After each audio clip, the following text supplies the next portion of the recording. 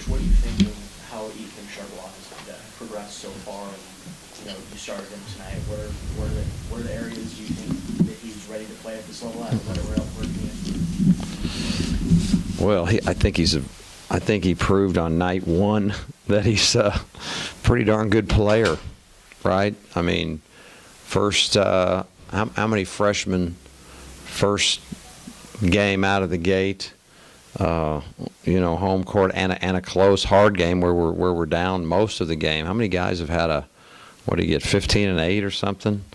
Played terrific. I thought he did a lot of great things defensively. Not surprising at all. Not the least bit surprising. He's been practicing very, very well.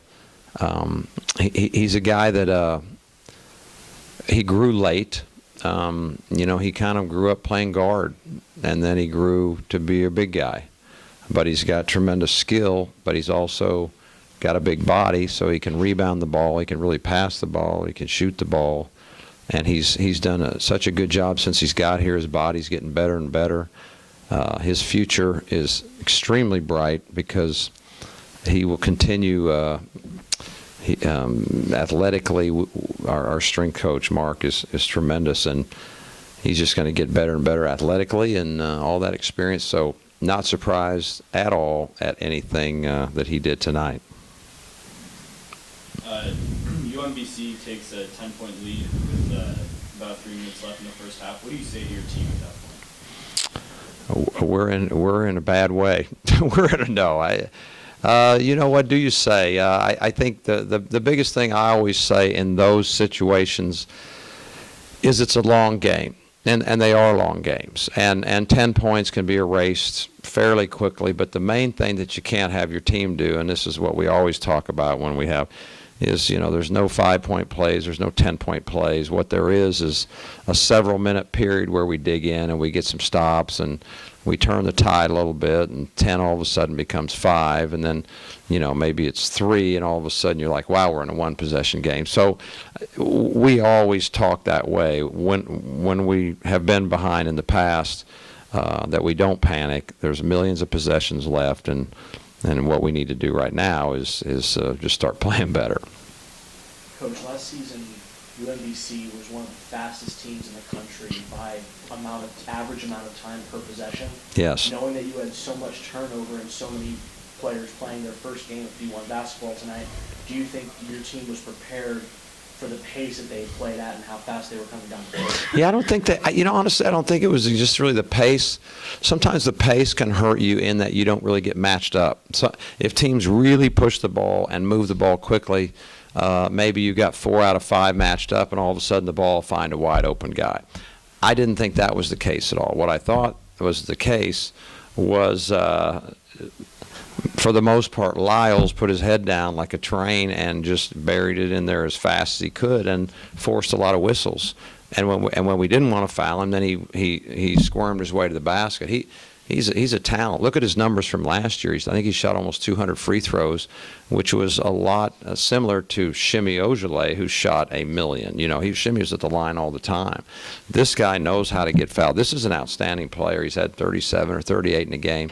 So I don't think it was that. It's just that when you got a guy that has the knack to do what he does, which is full speed, semi out of control, but he's under control, and can force the fouls or force you to sort of give up on it. I thought that was, I thought he was outstanding. But I also thought Shake did an amazing job when we finally put him on. We only asked Shake to guard their best guy and to give us 28. So that's a full night's work. He's going to be tired tonight. I hope he gets in bed early. You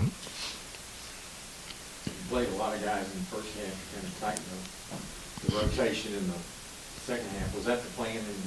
No. The plan in the beginning was to, we've had 2 really good scrimmages and against 2 really good teams, and the truth be told, you get a little bit of a false sense insecure in scrimmages because you basically make an agreement with the other coach. Nobody fouls out. This is not for fouling out. This is to get us some playing time. So you kind of ignore your foul trouble and you just play through it. And nobody ever fouled out. Well, that's not true. We did have some guys foul out. But now you get in a real game, and it's definitely we emphasize. Look at our fouling last year. We were as good at not fouling as maybe anyone in the country. So it's a big thing with us, and it has to be. We've got 8 players again right now. Until Coy comes back, we only got 8 guys, and we have to be good at that. But we weren't, and that really hurt us. And we're going to have to make darn sure that that becomes a real strength for us.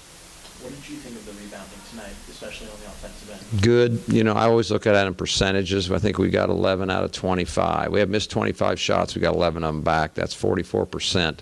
That's high. In fact, that'd be number 1 in the country if you end the season. I don't think anyone was. 40 was, I think, the best. If I'm not mistaken, they were like 10 for 29, which is basically 10 for 30, which is 33. So they're probably 35%. Too much. So from the defensive standpoint, we don't want to see 35. We want to see none. But 20-something, 20-something is a little more realistic. If we can play at 40 and they play at 20-something, that's a great night on the board. So, but I felt good. I mean, I did. When you look at it that way, that's the way I look at it. I don't just say, well, who got more rebounds, because I don't think that's at all the way, to do it. If one team is missing a whole lot of shots and the other team, has more chance to get defensive rebounds. So I always look at percentages of the shots that you get back. I thought we did a good job. Maybe not outstanding, but pretty darn good job. Those are the kind of numbers we'd love to see. To be clear, you didn't intend to play Shea 40 minutes. Did I play him 40? I kept asking him every single time out, you all right? You need one? Nope.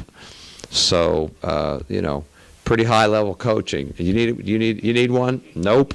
All right. Then no. Then the answer is no. But shows you what kind of athlete, how great a shape he's in. Thought Dre got injured, was nervous. It was a cramp. So that's why he had to come out there. But no, this was not at all the minutes that we. And you know what? But that's what happens. You have a plan before the game, and I don't know, 4 or 5 minutes, the whole plan goes out the window, and you're just flying by. Really, you're just making adjustments. In the first half, we were in trouble. Come on, we had foul trouble. We couldn't get them stopped. We had a number of freshmen in the game, and I give them tons of room here. I remember my first game as a freshman. That thing was spinning around so fast, and I'm sure they felt that. They're good players, and I told them after the game, it's a long season. There's going to be a night soon when you're going to find yourself maybe being the most important guy on the floor. So don't let this define a season. This is night 1. The second half, I just felt like we needed to go with the veterans, and they were locking in, and some of them hadn't played all that much in the first half because they had some gas in their tank. But really proud of the team. I hope people are fair to this group. I think I think that's really important. This is a team that has, as of today, has 8 scholarship players. We had 7 last year, but only 3 of them played last year. And we have 4 freshmen playing their first college basketball game. I mean, come on. And I hope people are fair, and I hope they enjoy watching these guys, this team, get better and better. And having said that, we just played a really good team. I don't care. That's a good team. They won 21 games last year. They got some guys.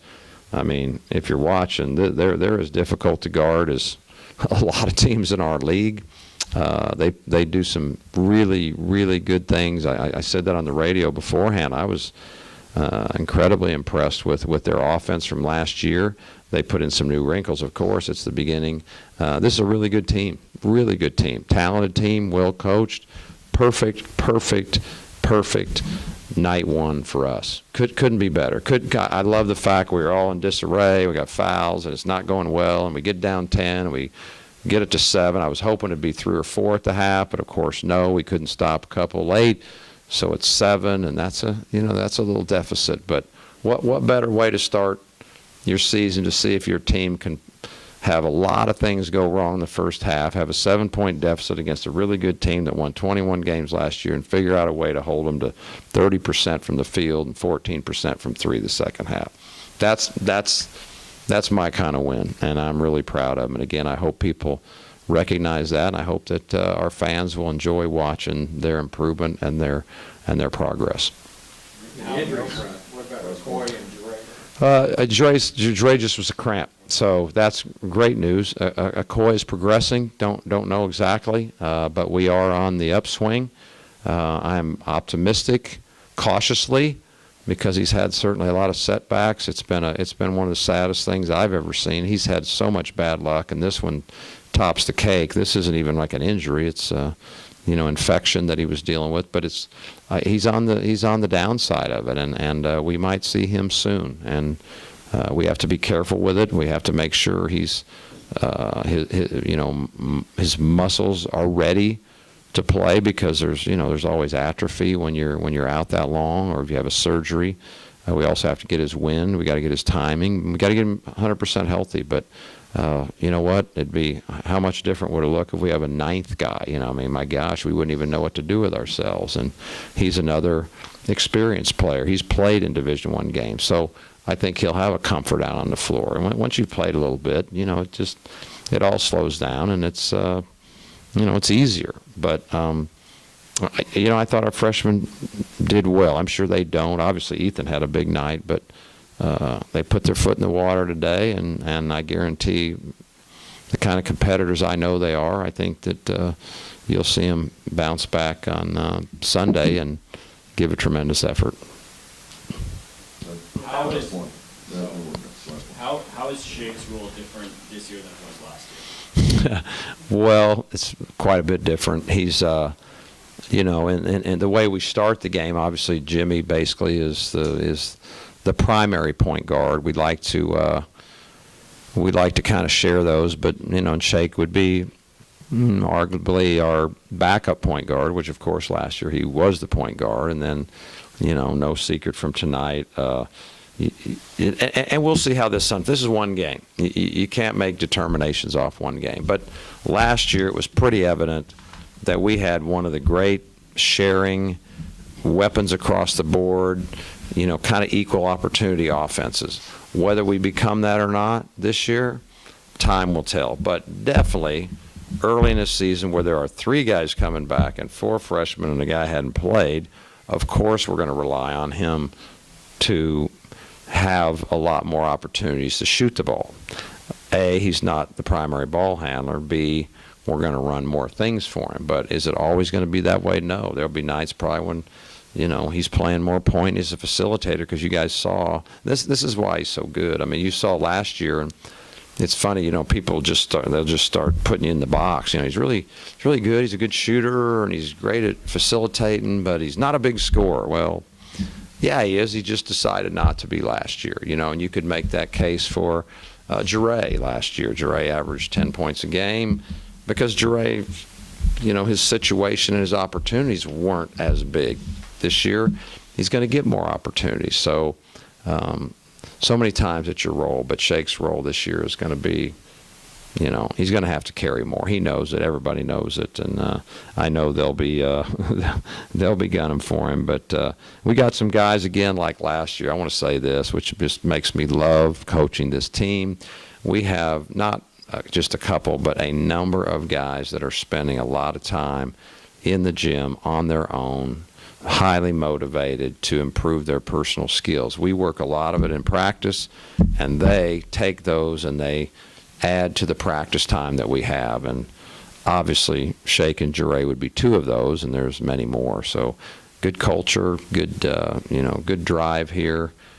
Some guys that really care passionately about their program and care passionately about becoming great basketball players. Thank you. I'll be right back with Shake and Jure. Thank you, guys. Thanks, Coach. Thanks, Coach.